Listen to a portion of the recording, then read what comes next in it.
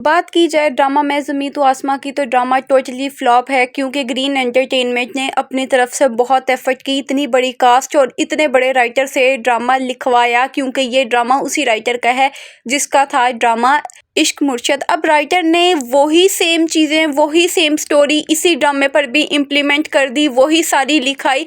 मतलब ड्रामे में कुछ चेंज लग ही नहीं रहा। ठीक है, अगर आप ड्रामा देखना चाहते हैं तो ठीक है, आप बिल्कुल लाइट वे में ड्रामा देखें, मतलब ड्रामे से कोई अच्छी चीज़ की होप ना करें। मानना कि ड्रामे की कास्ट बहुत ज़्यादा अच्छी है और बहुत बड़ी कास्ट भी है, लेकिन स्टिल ड्रामे में कुछ भी ऐसा नहीं है जो आपको देखने पर कन्विंस कर सके सिवाय फ़ेरोज़ खान की एक्टिंग के। फ़ेरोज़ खान की एक्टिंग इस ड्रामे में बहुत ज़्यादा अच्छी है। यहाँ पर जब शाजिल का करैक्टर है वो वाकई ही अच्छा है, वो हुरम के लिए सीरियस है, लेकिन यहाँ पर जो हुरम का करैक्टर है वो जस्टिफाइएबल ही नहीं है क्योंकि हुरम कहीं से स्टूडेंट लगती ही नहीं है। हुरम की फिजिक, हुरम की ड्रेसिंग, हुरम का गेटअप कहीं से भी ये नहीं लगता।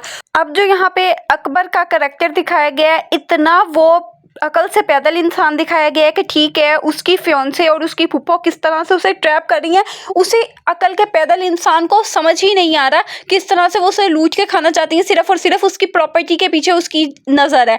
अब यहाँ पे जैसे ही एंट्री होती है हुरम की और शहाब की और उसकी फूफो दरवाज़ा खोलती है तो साफ पता चलता है कि वो कितनी मतलब हैरानी में है। इस तरह के उसके एक्सप्रेशन, बहुत अच्छी एक्टिंग थी, लेकिन यहाँ पे कितने ये लोग ब्लाइंडली ट्रस्ट कर रहे हैं। क्या शहाब को नज़र नहीं आ रहा कि मेरी बहन का किस तरह का रवैया है? ठीक है, यहाँ पे हुरम ने जज कर लिया है। हुरम को पता चल चुका है कि यहाँ पे जो दाल में कुछ काला है ना, वो मेरी फूफी की वजह से ही है, क्योंकि जैसे ही वो चौंकती है उसके बाद जो मुमताज़ का करैक्टर है, बहुत बहुत अच्छी एक्टिंग की है रहमा जमान ने, लेकिन इतनी शातिर वो कोई औरत है।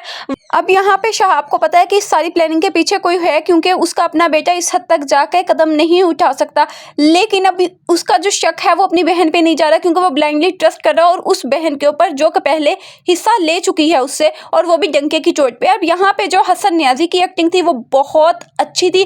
किस तरह से उसने अपनी जो है वो बिल्कुल ही इमेज ही चेंज कर लिया। पहले ठीक है उसका बहुत ज़्यादा गुस्से वाला करैक्टर था और अब वो बिल्कुल ही नाटक कर रहा है, बिल्कुल ही धोखा दे रहा है, ठीक है, अपने बाप को भी और यहाँ पे फ़ेरोज़ खान यानी शाजिल को भी, कि मैं बिल्कुल बदल गया हूँ, ताकि वो अपनी जगह बना सके और सियासत में भी आ सके और वो बदला ले सके शाजिल से अपनी इंसल्ट का। ड्रामे का जो सबसे बड़ा फ्लॉ है वो ये कि जिस तरह से अब शाजिल लेके जाता है हुरम को चाय पिलाने के लिए उस रेस्टोरेंट पे। अब आप देखें कोई भी रेस्टोरेंट है उस पे कोई एक दो मुलाजिम तो होंगे, 3-4 मुलाजिम तो होंगे, ठीक है। उसके दादा की, रेस्टोरेंट वाले ओनर के दादा की डेथ हो गई तो वहाँ पे कोई मुलाजिम तो होता, रेस्टोरेंट तो खुला होता, लेकिन नहीं। सबसे बड़ा जो, उसके बाद वो उसे लेके गया बीच पे, अपनी मोहब्बत का इजहार कर रहा है। शाजिल उसे आई लव यू बोलता है और ठीक है, वो अनजानों की तरह उसका मुंह तक रही होती है। ठीक है, वो तुम्हारे लिए इतना तरद्दुद क्यों कर रहा है जबकि तुम्हारी दोस्त तुम्हें बता भी रही है, तुम अकल से बिल्कुल पैदल ही करैक्टर दिखाया गया है।